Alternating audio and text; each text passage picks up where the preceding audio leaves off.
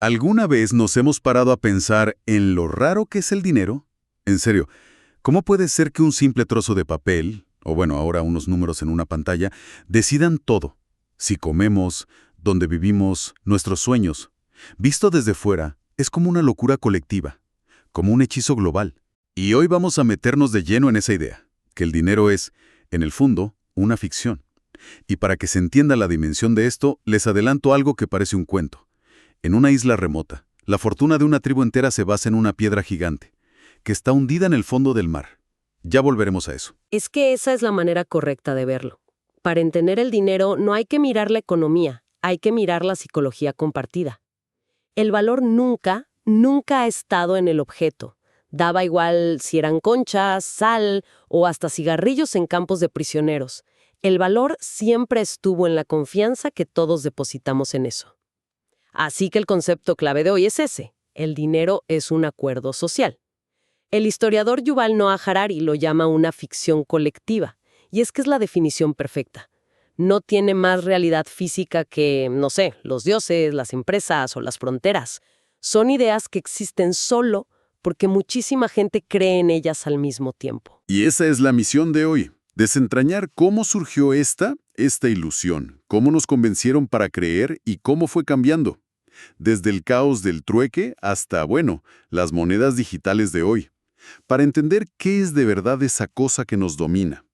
A ver, para empezar, viajemos muy atrás en el tiempo. Imaginemos un mercado fenicio, caótico, lleno de gritos y olores. Llega un mercader con tintes púrpuras, carísimos, y un granjero le quiere cambiar higos. Y ahí empieza el problema. ¿Cuántos kilos de higos valen un frasco de tinte? El regateo, la discusión, un lío. Y de repente alguien saca unas piecitas de metal brillante, con un sello. Monedas. Y como por arte de magia, se acaba la pelea. Todos las aceptan. Es que lo que pasa en esa escena es el nacimiento de un relato. No es el metal lo que vale, es la historia que todos en ese mercado se cuentan sobre ese metal. Es la confianza. Y esa ficción nos permite hacer algo que ninguna otra especie puede. Un chimpancé, por ejemplo, jamás te cambiaría una banana por un papelito de colores. Claro, por más bonita que sea la cara del prócer dibujado. Exacto.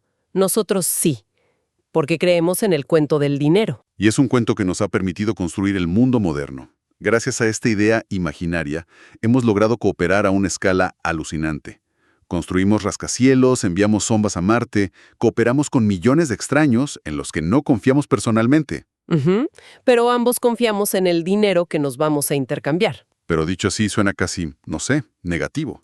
Si todo es un invento, ¿no se podría caer todo a pedazos en cualquier momento? Esa es la clave.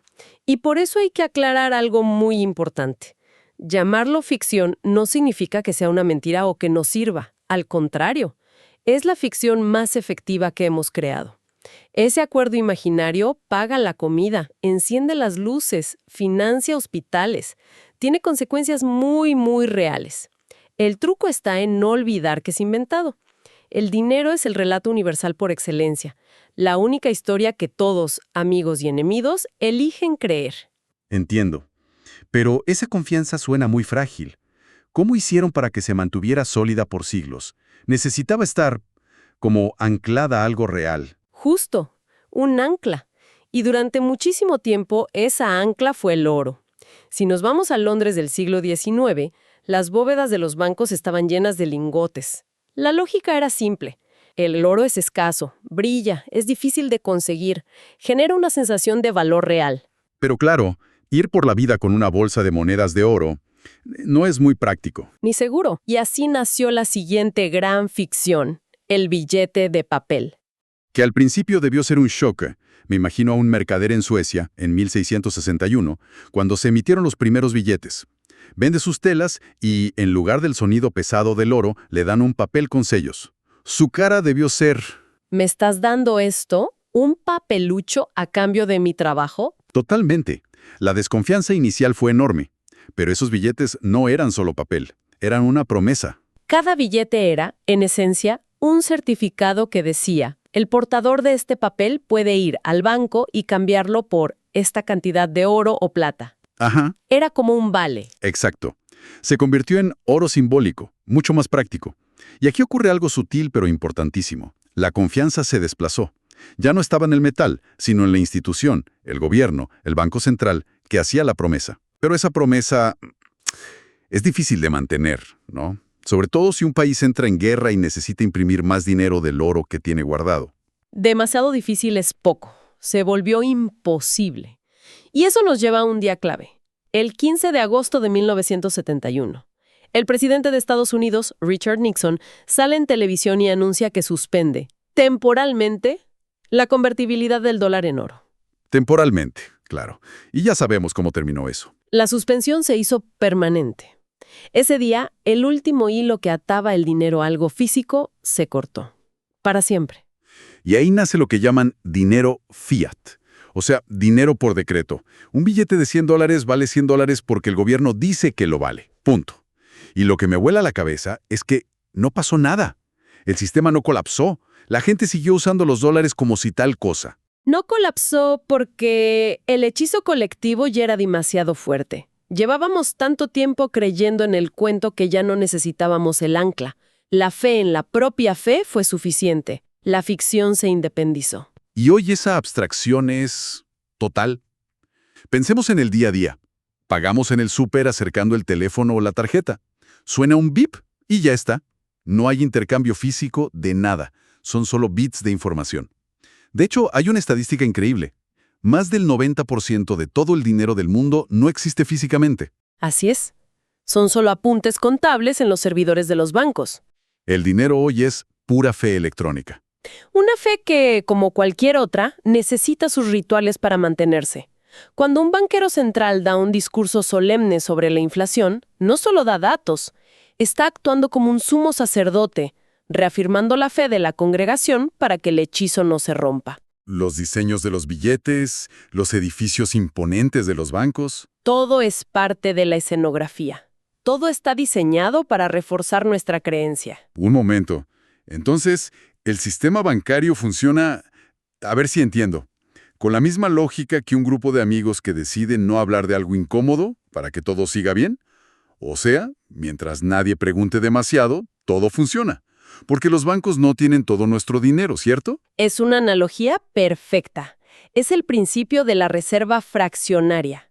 Los bancos solo guardan un porcentaje mínimo de los depósitos, quizá un 5, un 10%. ¿Y el resto? El resto lo prestan. Y ahí está la gran paradoja. Ese sistema, que suena tan frágil, es también el motor del crecimiento económico. Ese 90% que no guardan es el dinero para hipotecas, para crear empresas. El truco es mantener el motor en marcha sin que todos vayamos a pedir la gasolina a la vez. Exacto. Ese es el truco y el riesgo constante. Pero a veces ese motor se rompe. Y ahí viene el lado oscuro de la historia. Recuerdo perfecto las imágenes de 2008 en Londres. Las colas de gente desesperada frente al banco Northern Rock, golpeando las puertas para sacar sus ahorros. El pánico. Esas escenas se repitieron por todo el mundo. Argentina, Grecia, Chipre. Son momentos en los que el hechizo se rompe y vemos el abismo. Demuestran que, al final del día, todo se sostiene sobre algo tan humano y volátil como la confianza. Claro. Y me imagino que para evitar eso se crearon los seguros de depósito, los rescates bancarios. Son parches, mecanismos para evitar que el pánico se extienda y la ficción se rompa del todo. Pero a veces ni los parches son suficientes. Y ahí tenemos el caso extremo, la hiperinflación. La Alemania de 1923 es el ejemplo de manual. El gobierno imprimiendo billetes sin parar y el valor se evaporó. La gente cobraba 2 veces al día para salir corriendo a gastarlo antes de que subieran los precios por la tarde. Hay fotos que son una locura.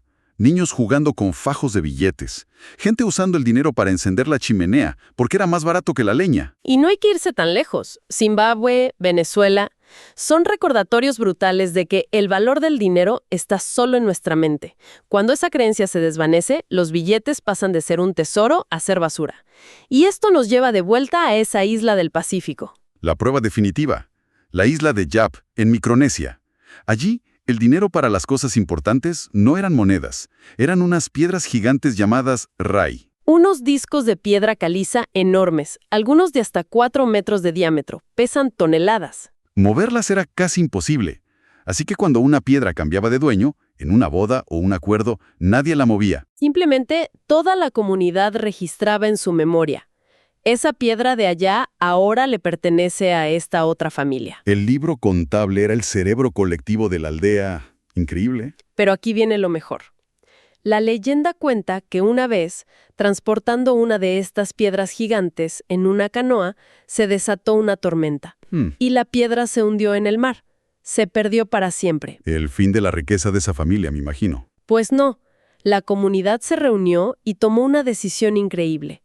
Acordaron que, aunque la piedra ya no se pudiera ver, seguía teniendo valor. ¿Y su dueño? Seguía siendo rico. ¡Wow! Es la demostración más pura de qué es el dinero.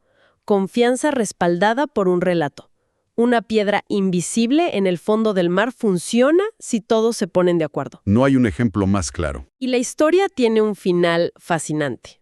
A finales del siglo XIX, un aventurero occidental llegó con dinamita y barcos y empezó a traer muchas más piedras. ¿El resultado? ¿Inflación? Exacto. De repente había tantas que las antiguas perdieron valor. Y lo increíble es cómo reaccionaron los nativos. Empezaron a exigir piedras cada vez más grandes para los mismos tratos. Subieron los precios en piedras. Un eco perfecto de la inflación moderna. Todo este viaje nos deja en un presente muy extraño. Entender que todo es una ficción da una mezcla de vértigo por lo frágil que es y de alivio, porque si es una historia, significa que la podemos cambiar. Y parece que justo ahora estamos por escribir un capítulo nuevo. Totalmente. Estamos en un punto de inflexión. Por un lado, los gobiernos y bancos centrales planean su propio dinero digital, la CBDC. Eso podría ser muy eficiente, pero también dar un nivel de control social sin precedentes. Cada transacción vigilada. ¿Y por el otro lado? Por el otro, la rebelión de las criptomonedas, como Bitcoin, que proponen una ficción radicalmente distinta, una sin un autor central, donde la confianza no está en un gobierno, sino en un algoritmo matemático y una red descentralizada. O sea, dos futuros posibles. Un relato controlado por una autoridad o un relato escrito por una comunidad de desconocidos. ¿Es esa la próxima gran batalla por la narrativa del dinero? Es exactamente eso. Una batalla por la confianza. ¿Confiamos más en las instituciones humanas con sus fallos o en la certeza de las matemáticas? Ambas ficciones tienen sus ventajas y sus peligros. Lo que está claro es que la historia del dinero está lejos de terminar. Este recorrido de las conchas a los bits nos deja con una idea muy potente. El dinero es un espejo. Refleja lo mejor de la humanidad, nuestra capacidad de cooperar, pero también lo peor, la codicia, el miedo. Pero si entendemos qué es, recuperamos poder sobre él. Exactamente. Entenderlo nos permite redefinir las cosas. Ahorrar ya no es acumular billetes, es guardar confianza para el futuro. Invertir ya no es solo buscar rendimiento, es honrar ese pacto social de que juntos podemos crear más valor mañana. Es un cuento que nos contamos, y seguirá existiendo mientras nos sea útil. Depende de todos que la próxima página de esta historia refleje nuestros valores más humanos. Y eso nos deja con una pregunta final. Ya que descubrimos que somos los guionistas de esta ficción, ¿qué historia vamos a elegir contar a continuación? El mundo se quema, nosotros traemos los datos. No te quedes fuera del análisis. Suscríbete, dale like y comenta tu posición en este conflicto. Geopolítica para el fin del mundo, información para los que no quieren morir engañados.